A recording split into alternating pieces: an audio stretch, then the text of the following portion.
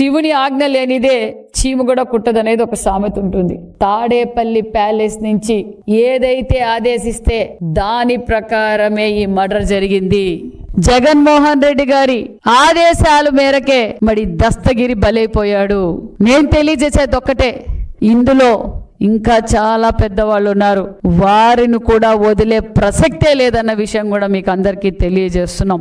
ఎందుకంటే బాబాయ్ వివేకానంద కావచ్చు, దస్తగిరి హత్య కేసు కావచ్చు, దళిత డ్రైవర్ సుబ్రహ్మణ్యం హత్య కేసు కావచ్చు, ఇలా చాలా మంది బలైపోతున్నారు. జగన్మోహన్ రెడ్డి గారికి కనిపించేది ఒక్కటే, కుర్చీ దోచుకోవడం, దాచుకోవడం, అవసరమైతే రపరప నరకటం. నేను చెప్పేది ఒకటే, వైసీపీ కార్యకర్తలారా, మీరు ఒక విషనాగు పడక కింద ఉన్నారు. మీ సింబల్ ఇప్పుడు ఫ్యాన్ కాదు, అదే ఫ్యాన్ గొడ్డలుగా మారుతా ఉంది.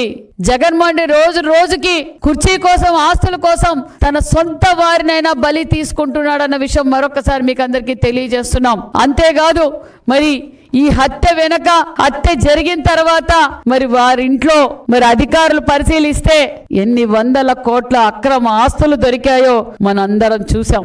మరి సుమారుగా ఇది ఇంకా 100 కోట్ల దాకా మరి ఆస్తులు కూడా దొరికాయి.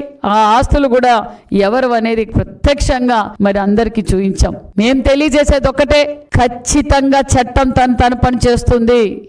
అసలు దస్తగిరి వివేకానందరెడ్డి హత్య కేసులో కూడా చాలా ముఖ్యమైన వ్యక్తి అన్న విషయం కూడా తెలియజేస్తూ మరి